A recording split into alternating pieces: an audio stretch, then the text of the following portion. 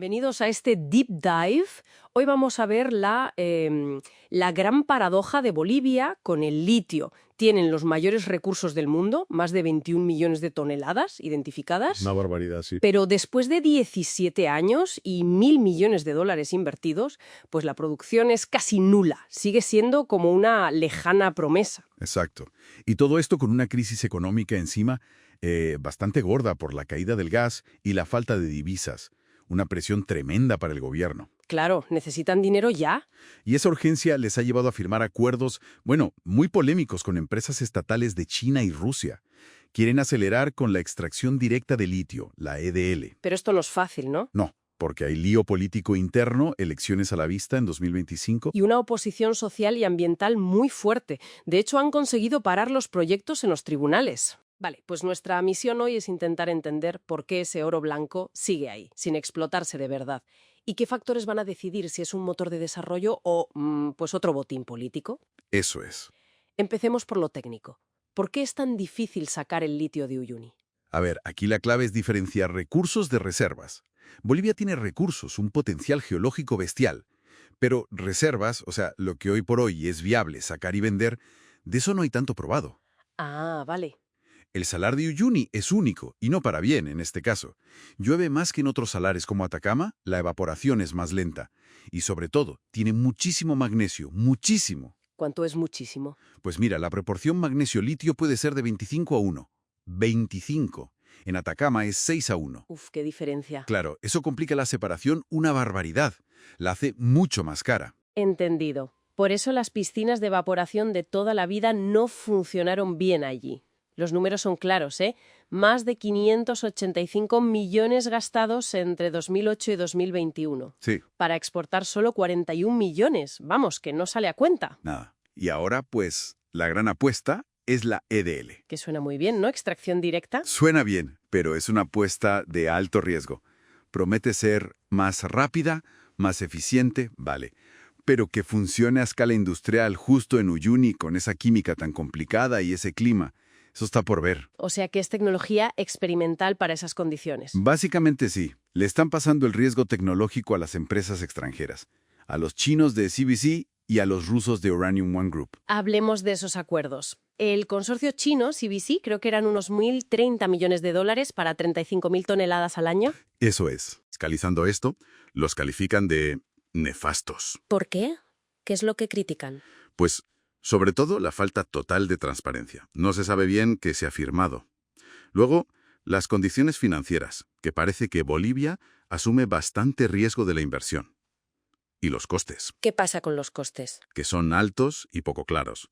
Llama la atención, por ejemplo, que la inversión por tonelada de los rusos sea mucho mayor que la de los chinos. No hay una explicación técnica clara para eso. Sospechoso, ¿no? Y luego está el tema del control, las regalías. Exacto.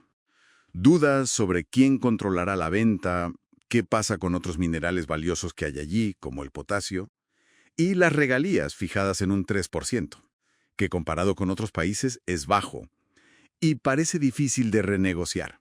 Pero el gobierno dirá que necesitan la inversión extranjera sí o sí, ¿no? Por la crisis. Esa es la justificación oficial, claro. Pero sin transparencia es difícil saber si es un buen trato o no. Y a todo esto se suma la parálisis política.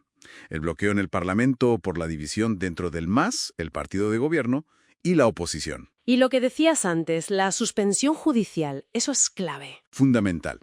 Hay demandas indígenas por no haber hecho la consulta previa, libre e informada, que es un derecho constitucional. Y esto enciende más el conflicto social y ambiental. Conflictos por el agua, miedo a la contaminación. Sí, disputas por el agua, con cifras que no coinciden entre la empresa estatal ILB y las ONGs. El miedo histórico de las comunidades a que les vuelvan a saquear los recursos. Y riesgos de contaminación que ya se vieron en pruebas piloto con niveles altos de arsénico, por ejemplo. Un panorama muy complicado. Nos lleva a pensar en la maldición de los recursos, ¿verdad? El gobierno habla de un impacto económico enorme, 5.000 millones más al PIB. Sí, son muy optimistas.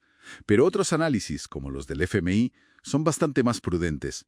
Dicen que los ingresos fiscales podrían ser hasta 10 veces menores que los del gas en su mejor momento. 10 veces menos. Y que se necesita invertir más de 5.000 millones en total, ojo. Y luego está la volatilidad del precio del litio. Y si juntas todo eso, la opacidad, la empresa estatal ILB que rinde pocas cuentas, los socios como China y Rusia, huele a riesgo de corrupción, ¿no? Las señales de alarma están ahí, desde luego. Bolivia ya tiene una posición baja en los índices de percepción de la corrupción.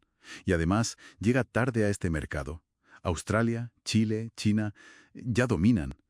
Podría perder la oportunidad si no se espabila. Entonces, al final no es solo un tema de geología o de tecnología. No, que va. El gran problema, el nudo gordiano, es la gobernanza.